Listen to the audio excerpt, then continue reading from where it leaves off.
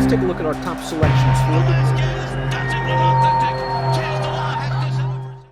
Hi, everybody. Dan Illman, Mike Beer. The feature race at Churchill Downs on Saturday is the Grade 3 winning colors for fillies and mares going 3/4 of a mile. Let's take a peek at this field. Your morning line favorite in here is the number 2, Frank's Rockette. 6-5 on the line. Mike, she's never been out of the exacta in 12 starts against fillies and mares. The one sort of dud on her card was the Breeders' Cup Sprint. Were you a little bit surprised last time out in the carousel that she was taken a little bit farther back off the pace than usual? Yeah, I mean, I guess you could argue that the ride cost her something in that race, Dan. Personally, I don't think it was a huge excuse for her.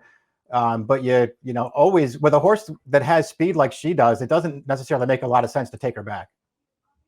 And her speed gives her a slight advantage, perhaps, over the other fancied horse on the morning line, that being the number 4, Sconson, as we take a look at the Timeform U.S. Pace Projector. Frank's Rockette is expected to be close in a blue bar scenario, which favors horses on or near the early lead. We know one thing about Sconson. She prefers to make one run, but she ran quite well last time out in the Derby City Distaff. She was forced to be closer to the pace set by the very, very good Gamine, and she tried real hard for second. Yeah, I mean, that pace wasn't that fast for whatever reason, Dan. She did keep a lot closer to it. She actually took a pretty big run at Gamine in that race before settling for second best. I would argue that if she runs that race back, she'll win this race.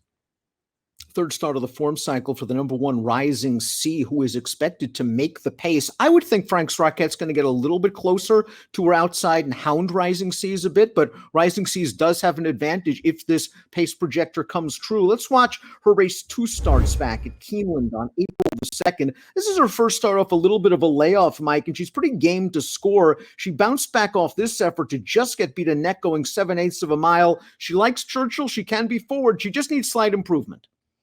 Yeah, she probably has to improve to beat the favorites in this race, Dan. She overall her form is fine, and she does have good speed. So, Corey Lannery, it would probably be smart for him to get aggressive with her here and just see if they'll let her go on the lead early in this race and maybe just try to wire the field because it feels like it's the only way she can win. Multiple graded stakes winner Frank's Rockette is up next. Let's watch her last race, the Carousel. She broke really well in this race. She was taken off the pace. She can sit, and we see her gearing up 3 wide right now to make a strong run. This is just a nice filly that beats her, Mike, in Edgeway. Frank's Rockette ran her usual solid effort. We know what we get with her. It's usually a Beyer speed figure in the 90s, and she should be prominent when they turn for home. Yeah, I mean, they should probably go a little more forward with her this time. They took her back in this race. I mean, you could see there, Dan, and you're right that Edgeway is a pretty nice filly. I mean, Frank's Rockette had about a length to make up from the top of the stretch, and she just really couldn't make any inroads there on Edgeway, who was in front of her. She ran fine. It's sort of, to me, it's like sort of the typical race that she runs. She should get a better trip this time, I would think. And I guess in some ways she's the horse to beat. Tipsy Gal is the number 3. Didn't really get out of the gate great last time out. Also had the sloppy track as an excuse. That being said, I wonder if she was a bit exposed in that race. Her big win 2 starts back against much weaker competition at the fairgrounds, although she aired that day. She did. She won that race very easily, only with an 84 Beyer, though, Dan. No match over that wet track last time for a rival. She'll meet again in this spot. She just looks like she's in too tough here. Sconson has just taken on top competition, whether it was the aforementioned Gamine and her excellent effort in the Derby City Distaff, certainly horses like Kamari.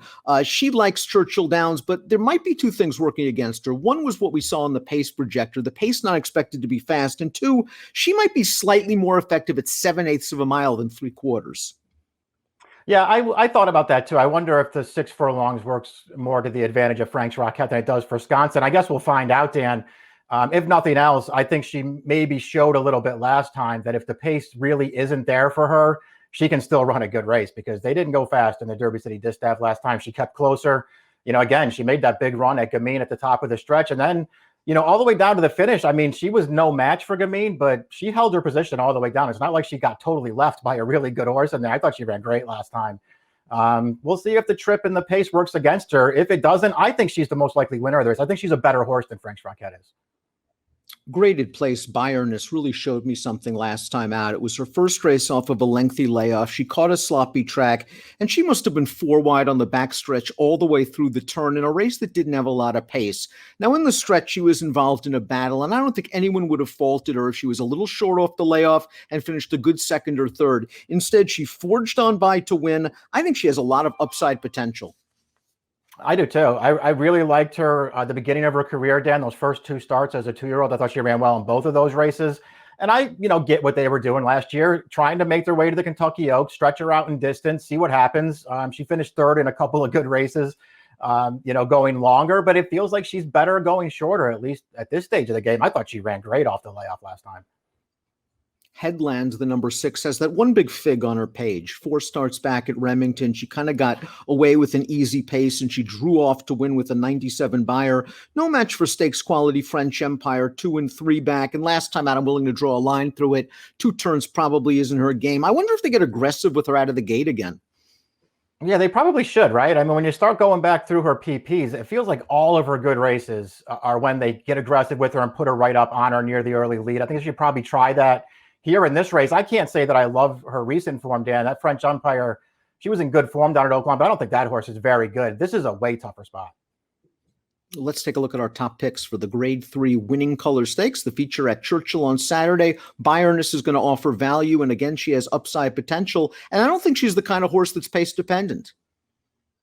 Yeah, I don't think so either. I think she can get a good trip in this race. And I just feel like maybe this is the race to take some kind of a shot with her, Dan, because they're going to step her up again. And there's no way she can be anything more than the third choice in this race. I respect Sconson greatly. Frank's Rockette is obviously a very good horse as well. I'm going to try to beat them with this horse. I'm going to try to get Frank's Rockette simply from the race flow standpoint. I think that she's going to get right up close to the 1 in here. She shouldn't have that many excuses. She's going to turn into the stretch, I believe, with the lead. We'll see if she can hold off some nice fillies like Bayerness and Sconson. 5-4-2-1 for Mike, 2-4-5-1 for me. It's the Grade 3 Winning Colors, the feature at Churchill on Saturday. Good luck.